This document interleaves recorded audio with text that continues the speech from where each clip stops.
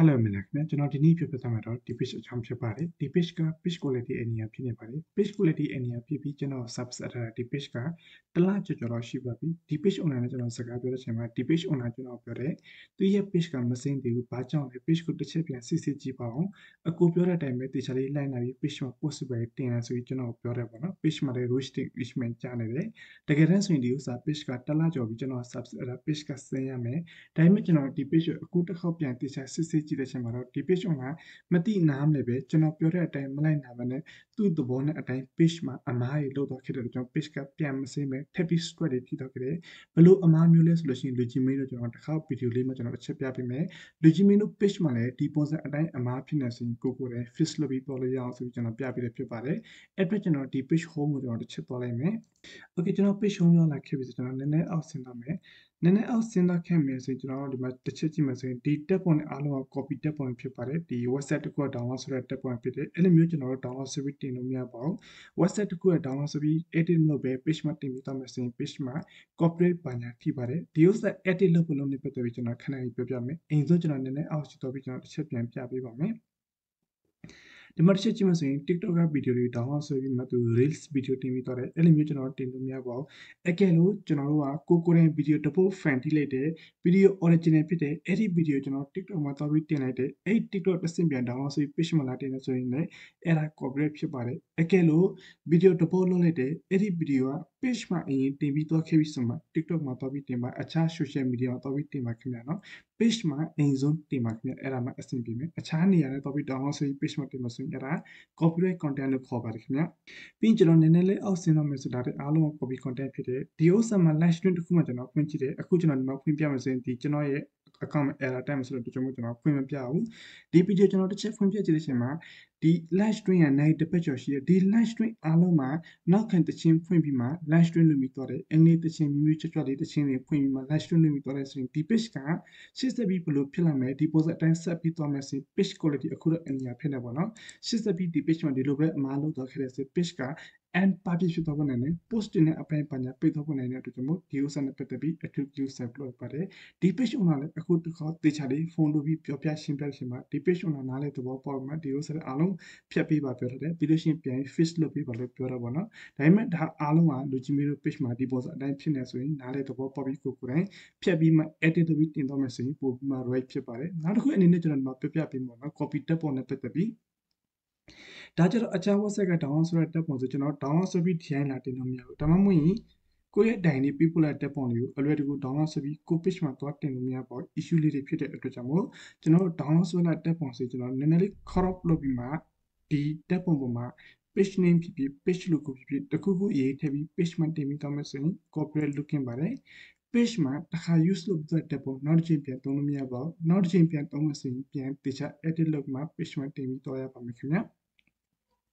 Okay ပြီးလို့ရှိရင်ကျွန်တော်ဒီ copyright လာထားလားမလာထားလားဘယ်လိုသွား system မယ်ဆိုကျွန်တော်တစ်ချက်ပြပေးမယ်ဒါကြတော့ဒီလုံးဝ strongly strike ထိတာခဲ့ဒီ Facebook team ကလည်း remove လုပ်တော့ဥစ္စာလေးနဲ့ပတ်သက်ပြီးဒီမှာ strike လေးတွေပြတော့အများကြီးထိတာတယ်အဲ့အတွက်ကျွန်တော်ဒီ strike ကြည့်ဖို့ဆိုရင်ဒီ setting တစ်ချက်သွားမယ်ပြီးဒီမှာ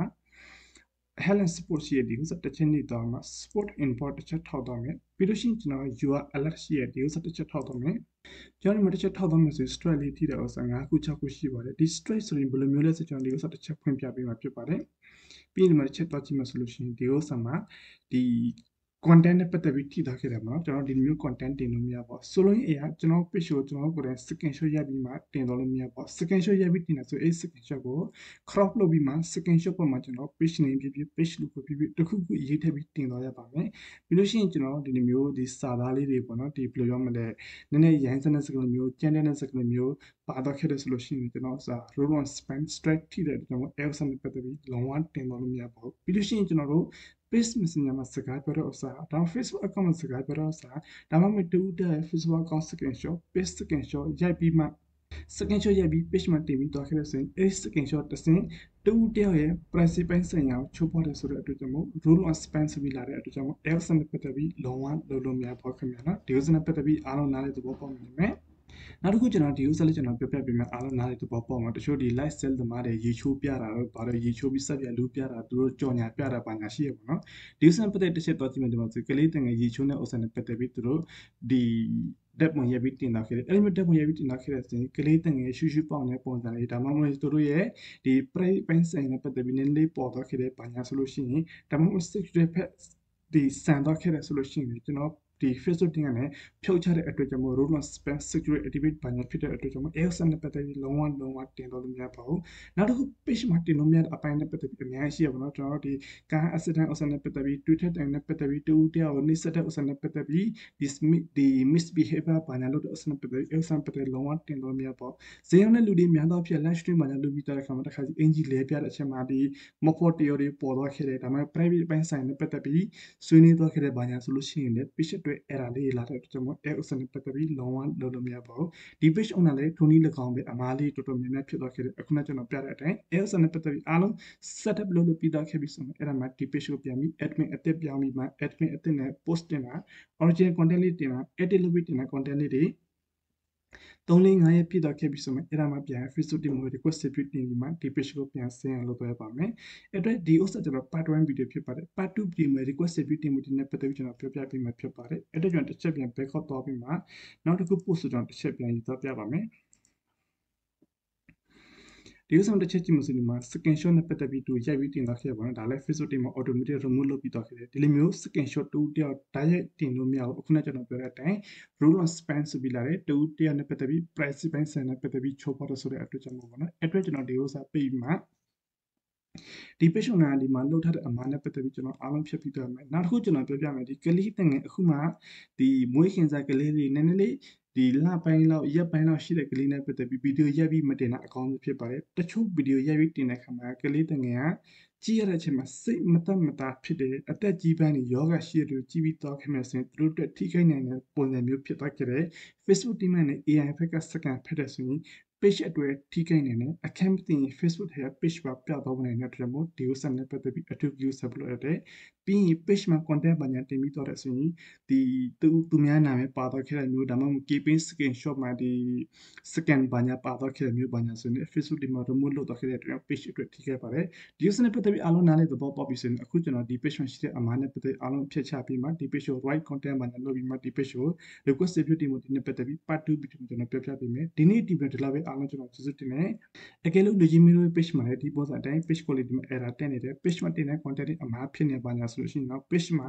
positive content တွေ blog ပဲတင်နေလူအများစီကိုမရောက်ပြီးနဲ့ page admin page owner ကိုယ်တိုင်မြင်တွေ့ရပြီး reach engagement ကြပြီးဈေးအောင်ဈေးရကြတော့ခဲ့တဲ့အတွက်မို့အတူတူစိုက်ဖို့လိုရပါတယ်အကယ်လို့ page မှာဈေးအောင်နဲ့ဆိုလို့ရှိရင်တော့ကျွန်တော်တင်တဲ့ joining လုပ်ထားမယ်ဆိုရင်ပို့ပြီးအဆင်ပြေတယ်ကျွန်တော်တင်တဲ့ထားမှာဆိုရင် update အလိုက်ကျွန်တော်ပြောပြပေးတယ်ရှင်းပြပေးတယ် video နဲ့ပြောပြပေးတယ်စာသားနဲ့ပြောပြပေးတဲ့အတွက်ကြောင့်မို့